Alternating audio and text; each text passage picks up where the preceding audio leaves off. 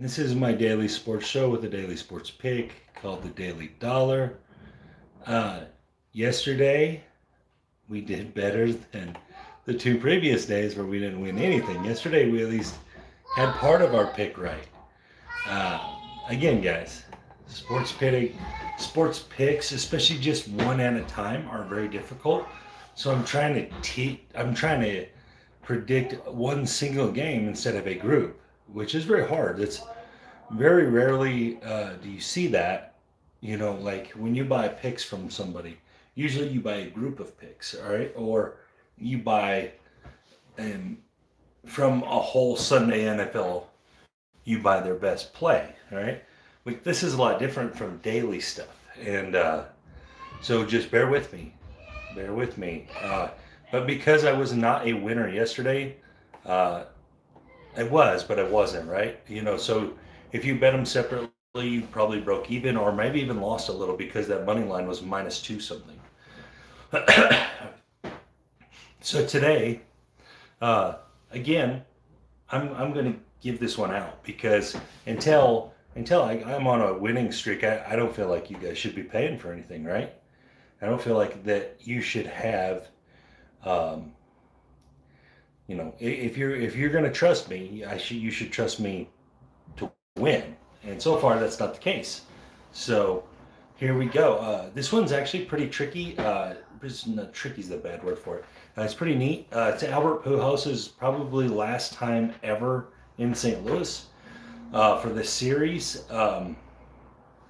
And I think what we're going to see is we're going to see the Dodgers dominate today because they got Max Scherzer on the mound. Albert Pujols on their team. It's going to be a big warm welcome thing.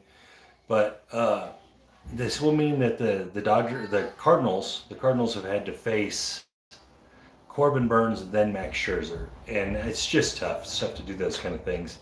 And they did not really hit Corbin Burnes. What happened in the game yesterday? Corbin Burnes he'd given up one run, and then his team made some errors, and then it jumped up to 3-1. He had only really given up one run, but I think they charged it to him. But it was all throwing errors and stuff that got that. And then obviously the Brewers kind of got lucky at the end, loaded the bases in the ninth, hit a home run, and won that game, which caused it to go over. But that was kind of it wasn't Corbin Burnes was dominating them. He had like 6 strikeouts in 3 innings, so that he just wasn't. It wasn't really him. The team kind of let him down behind him, which happens. It's a team game, and there you go. But so what I have today is the Dodgers -220 against the Cardinals. You got Max Scherzer. This is probably the final series or the final game possibly that you see Pujols in St. Louis, and he's a big St. Louis guy. Spent years there, won titles there, so it'll be a big fanfare thing. And I just think that it's just a lot to ask the Cardinals to go back to back against stud aces like this, and then they're probably going to have to catch 2 more playing the Dodgers. So uh, I'm definitely on the Dodgers side of this on the road. You're laying a kind of a big line on the road at -220, but the teams are different. They're significantly different, and I mean, it's the whole fanfare part of it for me. I think that it's going to be kind of a, delayed, big cheering thing, and so it kind of lends to the under as well. So, because I think you're going to have a lot of that in this game today, where he comes out to bat and there's this big long 10-minute cheer, and the catcher. Man, his name is escaping me right now. Gives him a big hug, and Yadier Molina. They played together for years, so that's kind of what I think will happen, and it'll be a big send off thing for him. So I do lean the under, but mostly I'm on the Dodgers. So if you did like the under, I think it's the right play. I think it's 7.5. When I looked at it just minutes ago. I actually have a $220 bet on the Dodgers today to win 100. So There we go. That's the biggest one I've made so far on this daily dollar thing. Uh, Against the Brewers, I had tied up all three of my bets because I had three bets. Or the game yesterday, I had three bets, so it was all tied up into me. So I won as long as it wasn't just the money line. So I actually lost a little money yesterday, but it was very small because of the way I tied the bets up.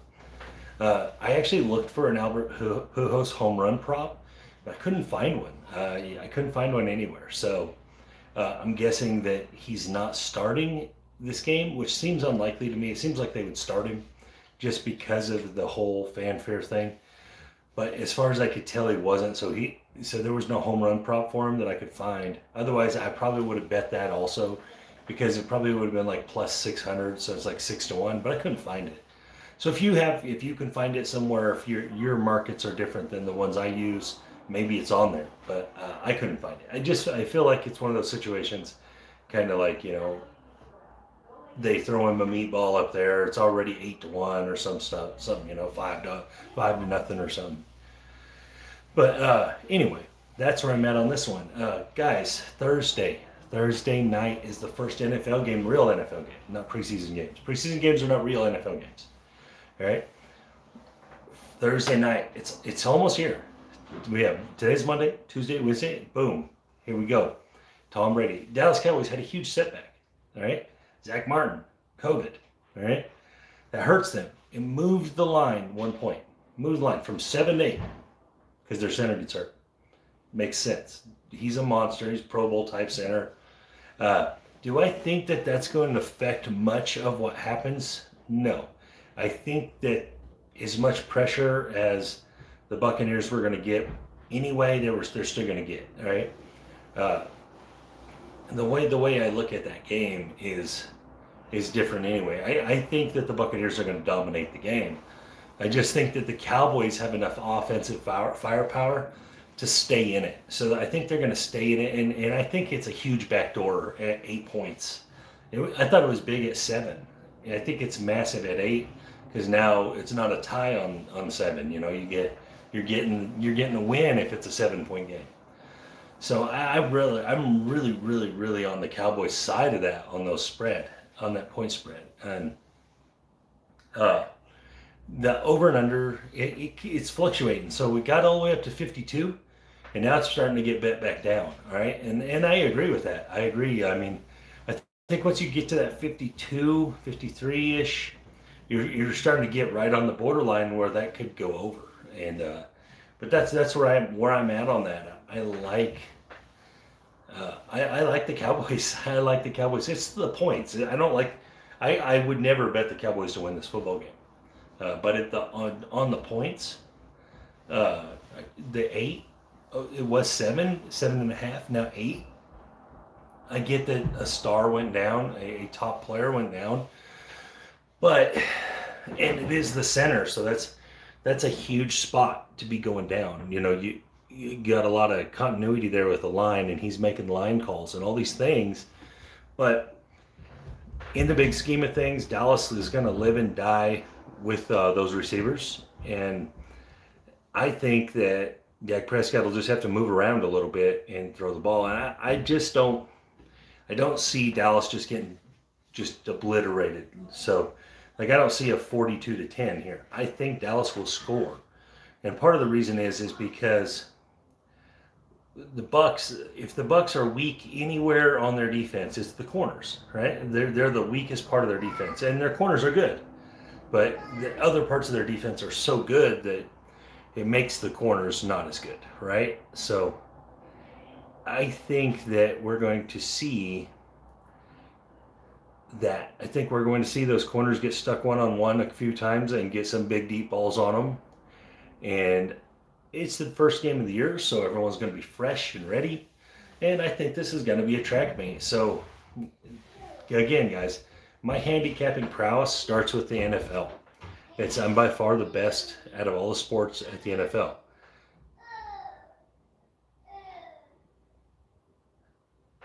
Last I saw, he was not going to play, but there's still a few days. and that could change. If he is, that matters, right? That matters because the center's out for the Cowboys, so it's kind of a wash at that point. Now, if he's playing, now you're looking at definitely a mismatch there at center position. Okay, I agree. Okay, I agree.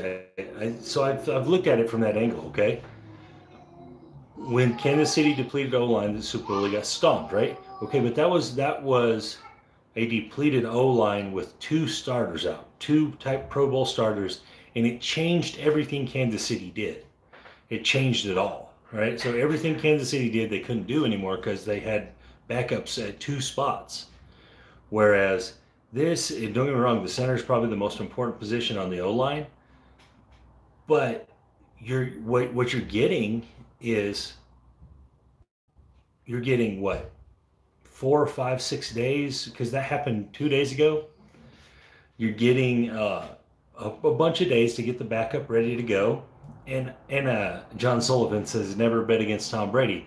That's only a Super Bowl term or a playoff term. In the regular season, at the Bucks, he went 11-5. So, and he didn't cover all those other ones. So I mean,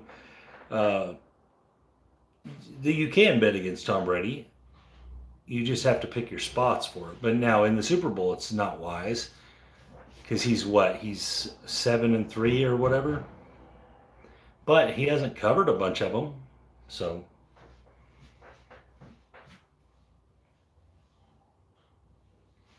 But I like 8 is too much. 8's way too much for me. I think it's way too high. It's week 1. If you look back in history, a lot of these opening games, a good majority of them have been very close games. Now that could be indicative of the two teams playing each other. And there is a big talent disparity in these two teams. Obviously, one just won the Super Bowl and one was a mess. But they were a mess based on injuries. And guys, I'll be honest, outside of the top teams last year, I think you can kind of throw away everyone else's seasons because of the COVID stuff. I don't know that if the team didn't make the playoffs last year and it wasn't any of the people that were just right on the edge of the playoffs, I think all those other teams, they all had some serious COVID issues or they had crazy injury issues, So like the Cowboys are probably the top of that list. Like what can you really take away from their season last year besides that without Dak Prescott, they can't win football games, right? So that makes total sense. Without their starting quarterback, they can't win football games. Well, he's there this time. So, the other kind of COVID ravage type, stuff. There was just a lot of craziness that went on last year. There was no fans. So some teams live and die off their fans, like the Saints and stuff and the Seattle Seahawks and stuff. So they took away a huge advantage those teams had at home. Bad coaching? Sure. Hey, what's up, Patty? But I mean, I'm of the mindset. Okay, so guys, don't get me wrong. I don't have anything against Tom Brady. I think he's great. But I think last year, does Brady play the don't pass? I don't know. Probably not. He probably is a pass line only. But last year, I think they got kind of gifted the NFC Championship game by the coaching staff of Green Bay. Let me turn on my light. My kids are messing with my stuff. But by the coaching staff of Green Bay, I think they got gifted it. What the heck? Someone messed with all my stuff. Oh well, it's good enough. Because at the end of that half last year, they let Tom Brady throw a bomb down the middle of the field. Can you turn that light on? Power went out. Oh, really? Oh, that's weird. Our power went out. Okay, cool. But I think that's. And then on the 7-yard line, they pull Rodgers out. That game was gifted to him. I don't think the Bucs were the best team in the NFC last year, but they got it done. Uh, and then they get kind of a gift with two offensive linemen being out in Kansas City. So I mean, I don't know. I don't get me wrong. I have nothing against it. I think they're a great football team. But I think they got kind of given the Super Bowl last year a little bit in the playoff run. In the playoff run, because if you know the team that was healthy going to play them, the Washington football team was healthy when they played the Bucs, right? And the Washington football team with a backup quarterback. Now, don't get me wrong, all their quarterbacks last year at the Bucs, you know, they were never all really healthy. But the Heineke kid takes it to him and almost beats him. And I think the only reason they didn't win is because the Bucs were just a little more talented than Washington. But the healthy team that was trying to win, see, I honestly think that the not the 49ers, the Packers, they kind of played the game to not lose instead of played the game to win. And I think Matt LaFleur is 100% at fault. I mean, they let a pass go over their head into the end zone at the end of the half, which should have what else could the Bucs do there? There was nothing else. There was no time for anything else. So they let it go over their head for a touchdown, which was craziness. And then on that 7-yard line, they pull him out, and kick a field goal. Come on, man. And I think that's kind of what drove home the final just division in that relationship there with Rodgers and LaFleur, is that spot right there, because I think they cost him a Super Bowl appearance. But maybe I'm wrong. Maybe it's just Brady magic and everything goes right. But remember in the Bears game, he thought there was a 5th down. So, I mean, Brady magic can definitely be kind of fishy at times.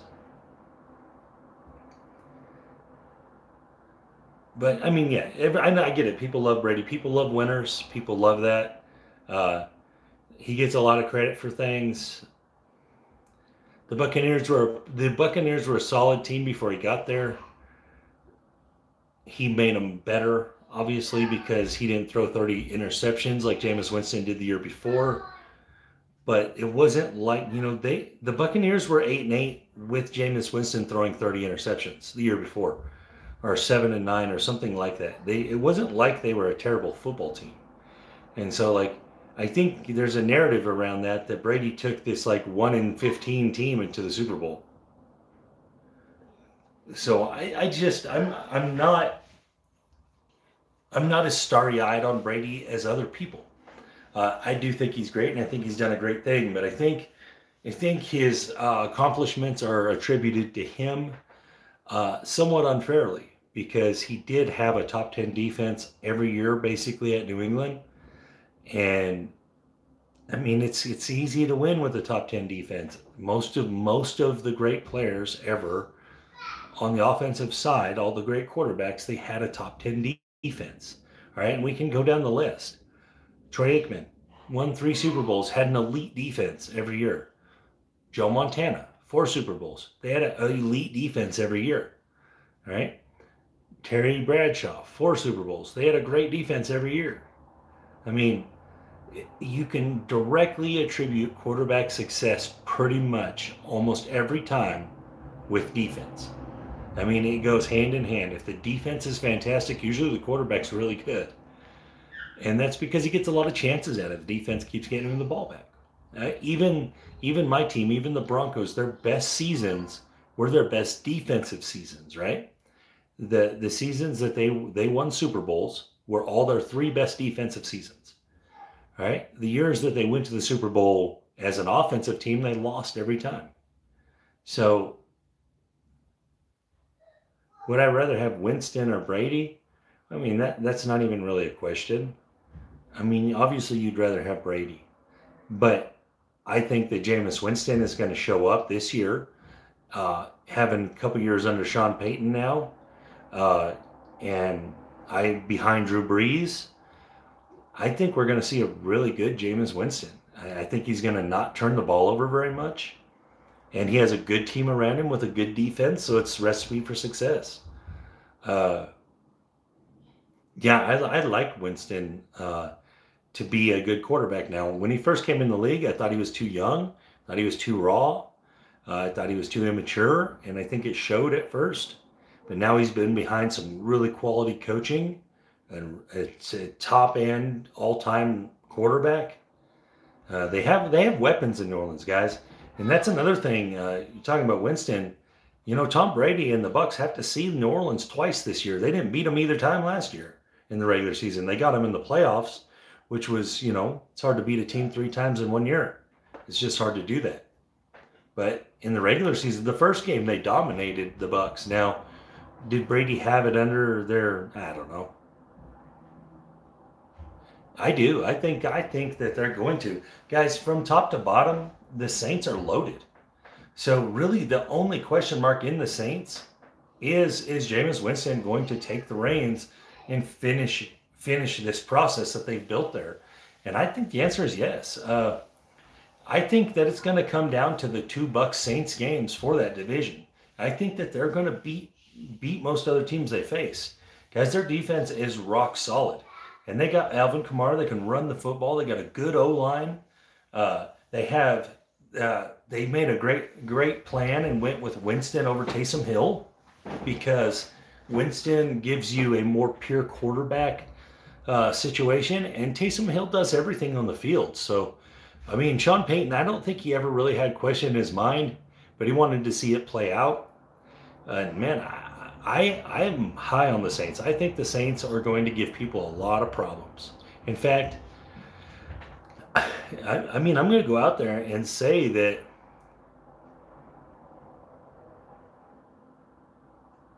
he jumped up to 8. Nice. Yeah, it was 7.5. That's going to be a crazy fanfare. So he jumped back to baseball, guys. Enslow jumped back to baseball here on the Daily Dollar pick. So my pick is that the Dodgers just win. All right, money line on the Dodgers.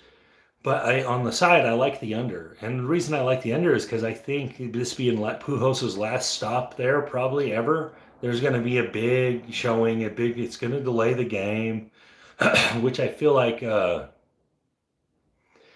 helps the elite pitchers, right? The elite pitchers, they can kind of do it when they want. They don't have to necessarily get in such a rhythm. Whereas, some of the others and hitters tend to want to be in a rhythm. And watching the baseballs go and stuff. So, oh, you're good, man. You're good. This is your guys' show too, and especially anybody that has that little football man next to them. You guys run this show. All my members, I appreciate you guys.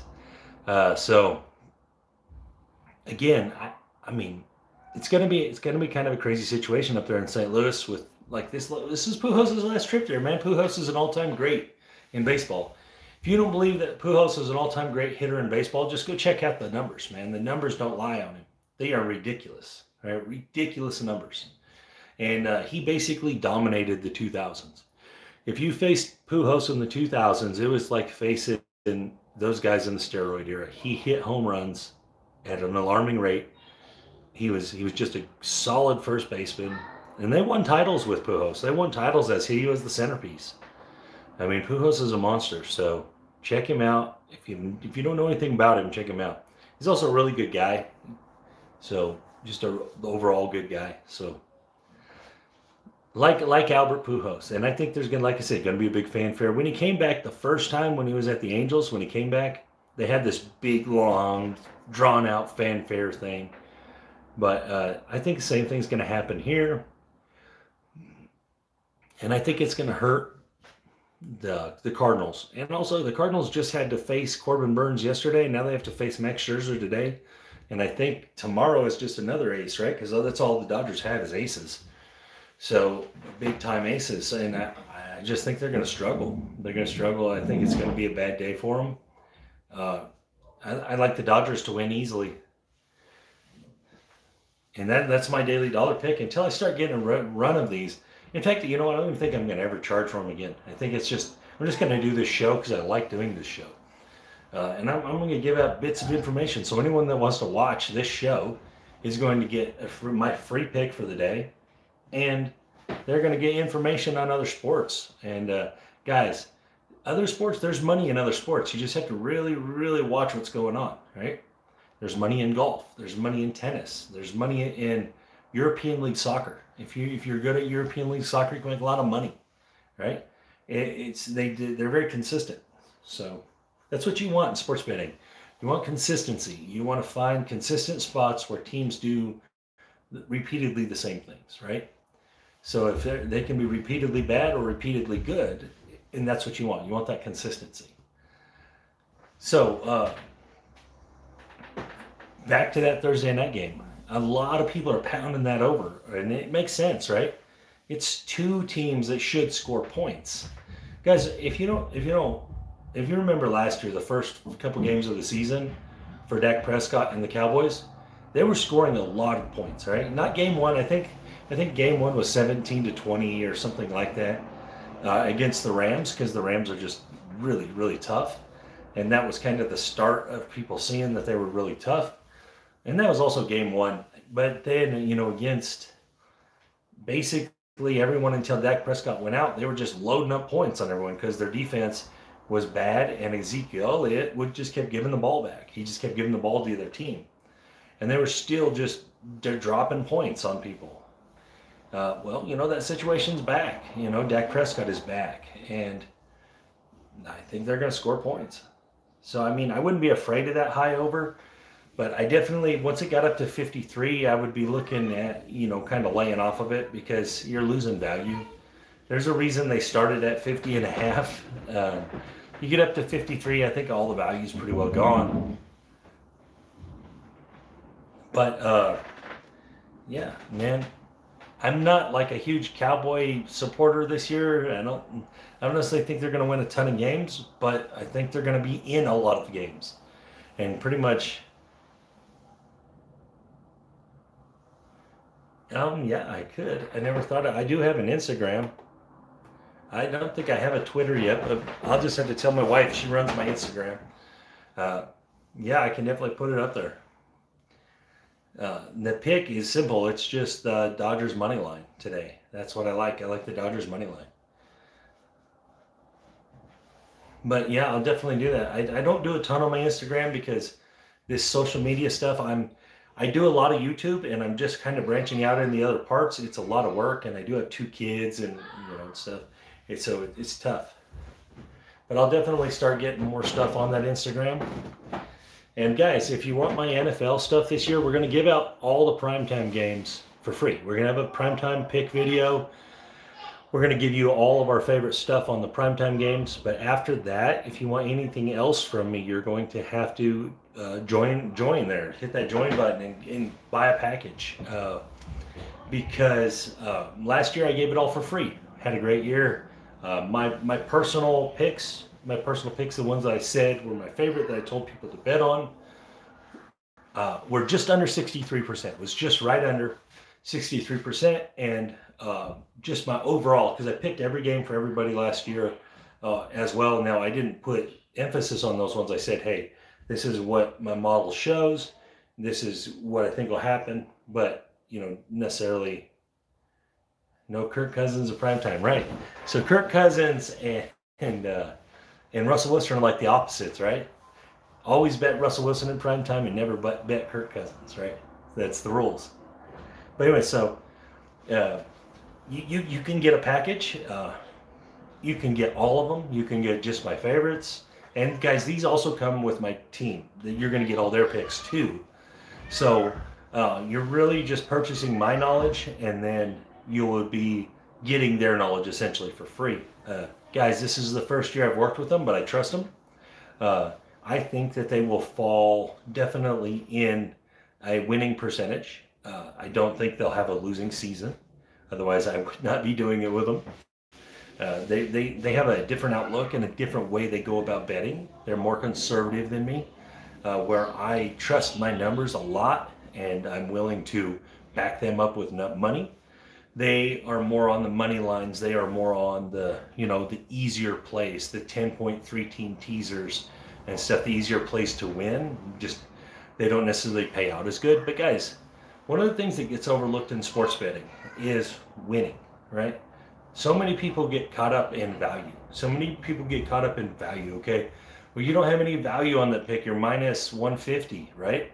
Well, if you have 5 picks that are all minus 150 and you hit 4 of them, it's better than having 5 picks that are all minus 110 and you only hit 3 of them or 2 of them, right? So there's a lot of value. The value is mostly in cashing tickets, right? I get that you shouldn't be betting 800 minus 800 under over, minus 800 favorites and expect to make money, because it's going to be hard, right? You could win a bunch of them and have the one loss, and you're gonna break even or lose. But the smaller favorites that are minus 150s, minus 170s and stuff, don't kick them out just because of that juice number. Don't kick them out. They're wins, right? So especially when you're building your bankroll to start, right? You want wins as opposed to value plays, right? Once you're established, or if you have a big bankroll already, you can play the value game. You can play, okay, well, I got 2 points of value here, good money line number. I'm going to go and take this, right? Because you know that over time that's going to pay out, right? Keeping that 2 points of value and betting all of those, right, at the 110. But in that same game, you might be able to bet that at 160, and all you have to do is win. You don't have to cover a point spread. And so, guys, there's a lot to be said for betting to win as opposed to betting for value. And I'll definitely be talking about that all year long, and I'll be trying to explain that, and I'll be showing situations where I'm doing that as opposed to not. And my teammates, my team there, they're more about betting for winners and less about for value. And you'll see over time that the more winners you stack up, the better you're going to do, right? And so that's why we stay away from big parlays, 5 picks, 4 picks, 3 pick parlays and stuff. Guys, I don't have any issue at all with playing 2 pick parlays all day long, right? 2 pick parlays, getting between 2.5 and 3 to 1 on them. You lock up your favorites. Yeah, you're going to get some money out of those, right? So you're gaining odds boost, locking them up, right? But you shouldn't do them alone. Them should be bet individually as well, all right? So if you like them as a parlay, you should like them individually. And so that's how you mitigate some of those parlay losses, is by having everything bet in the parlay. But so the percentage of hitting those goes way down, right? So a 2-pick, I think a 2-pick percentage of hitting it is like 44% or something like that. But that, by the time you get to the 4-pick, it's like 14% of 4 picks hit, right? Well, you think, dang, well, they're 10 to 1. You should be able to just bet 10 of them at 14% and make money, right? Yeah, you could. You absolutely could. If you were good at picking 4 picks, and you could hit them at a 14% rate, which would mean you'd have to hit 2 out of 10 sometimes, you'd make money. The problem is that people don't bet them that way. What people bet, if they bet 10 of them, they put the same 3 games in 7 of them. Well, if one of those games loses, they lose all 7 of those. And so that they don't, if you're going to spread money like that, where you're betting, you're going to say, okay, I'm going to pick 10 4 picks, spread them out, and bet them. You need to have a lot of different combinations that all meet a value criteria. All right, so they all need to have some kind of edge in them from your power ratings, from what you think is going to happen, right? So for example, in the Cowboys game, all right, that spread has went from 7 to 8 now, all right? So from opening, there's a point of value that's built in by people betting, right? So you've gained a point of value. It wouldn't surprise me if that gets to 8.5. So that'd be a 1.5 in value, all right? So if you're going to have 10 tickets, 10 parlays against the spread, you don't want to have the Cowboys, even though they're a 1.5 in value, on 8 of them. You want to have them on 1 of them, maybe 2 of them, right? You want to have that over on a few of them. That's how you do that. So if you're going to be that big parlay better, don't spread your money out on the same picks over and over and over. If you're going to spread your money out like that, spread it out on a bunch of picks, right? And then play the percentage that says, hey, 14% of these should hit, right? That's a hard way to bet. A lot of people do it, and that's why I'm talking about it. It's a very common thing. I have a good friend of mine, right? A good friend of mine in Arkansas. He bets 25 or 30 parlays every week, right? And from 2 picks to 10 picks, right? And what he tells me, he said, I can bet single games and I can win money that way. He said, but this way I win big chunks of money when I do win. But the problem is he only wins once a year or twice a year. And so that's not very conducive to building bankrolls, right? If you have to invest $5,000 through week 12 just to have a $6,000 hit, if you're lucky on week 13, that's risking a lot on the assumption that you're eventually going to hit that, all right? You don't have to do it that way. And here's another example, okay? So you have a 5 pick, right? You have a 5 pick, ATS. 3 of the games win, 2 of the games lose. You went 60% on your picks. Guys, 60% will crush it. If you can go 3 out of 5 every game, 3 out of 5 for every week, you don't need none of my information. If you can bet 3 out of 5, just single games, ATS, and you can get 3 out of 5 every week, you don't need my information. You're 60%, you will make money. The problem is people go 3 out of 5 on a ticket and they're like, dang, we lost those other 2, otherwise we would have won. Well, if they would have just bet them all individually, they would have won. They did the action, they did the research, they were good enough to go 60%, but they bet it in a fashion that you had to go 100%. And so guys, stay away. Like I said in the other video, the huge majority of your money every week should be on single picks, 1 outcome picks, all right? Whether it's props, whether it's games, whether it's whatever it is, single outcome picks, not where it's tied to nothing. And if you're new to this, you should be in the 85% range. 85% of your money should be on single outcomes, all right? Roughly 10 to 15% should be tied up in teasers, guys, because teasers are valuable. Teasers work. There's a reason why spreads are made the way they are and why handicappers are good that make these spreads, because these games tend to fall close to this. So when you tease a game, you're gaining a bunch of that handicapper's value. You're taking it away, right? So when you tease and you pair things up, but guys, don't do 10-team teasers, don't do 8-team teasers, don't do 6-team teasers, do 2-team teasers. If you go to 3-team, go to the 3-team 10-point teaser, right? Because you're getting it at -120, but you're getting 10 points in each game. It makes a ton of sense, right? But don't stretch out past 2 and 3. Then you're just giving yourself that many more chances to lose.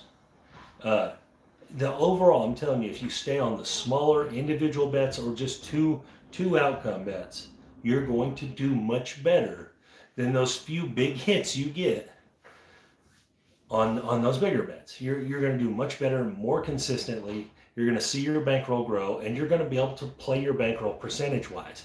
So if you started with $100 and this week you win $40, so you're at 140. So you gained 40% on your bankroll, right? Now you can go, if you were using, let's say, $5, you can go $7 on these picks now because you got that extra $40. And then the next week, maybe you win $20, you're at 160, right? So now you can go $8 or $9 on each pick and so on and so forth as you grow that. But if you're going, man, I'm just going to bet these 10 parlays, $10 each, and you miss, you just lost $100. Now you're down 100, right? Or even if you hit one, you're probably at $110. So I mean, again, sticking to the easiest way to win is always going to be the best way to win. If it only takes one outcome to win a bet, you're going to win that bet a lot more times than if you need 4 outcomes or 3 outcomes or 9 outcomes. And so that's what I want to show throughout this course of this season. And I want to teach people a little bit how to win at this. Because nobody out here needs my information, right? Nobody needs it. If you will put the time and effort into, like I do, you will make winners. It's the nature of the sports betting. If you look and you say, okay, this team has been over 80% of the year, right? And they're against a team that's been over 76% of the year. Most likely this game's going over. It's not a hard stretch, right? And so even when you see that line jump up a little bit, you're like, well, these guys both play overs all the time. You know, it's not a stretch to say it's going over again. And that's as simple as some of the research is, guys. It is all out there. But on the other side of that, if you want me to do the research for you, I love that. All you have to do is sign up, be a member. Like I said, you're going to get everything. If you get the full membership, you're going to get everything every month, right? Once a month, you buy a membership. All 4 weeks, you're going to get everything I got. So, with all that said, I got to go figure out what's going on with my power. Not really sure why it ain't come back on yet, so we're going to have to see what's going on. But anyways, guys, thank you for your time. And today, my daily dollar pick is the Dodgers, guys. The Dodgers with Pujols coming home to St. Louis. Big fanfare event. On the side, if you like that under, I got a little money on the under myself, so... But I didn't get it at 8. I wish I would have got it at 8. I got it at 7.5. Little fanfare. Stuff's going to slow the game down a little bit. I think it's going to, cause less runs. Everyone gets cold, and I like it. Dodgers for the win today. You guys have a great day. This is Jacob from Wager Me This, and thank you for watching the Daily Dollar.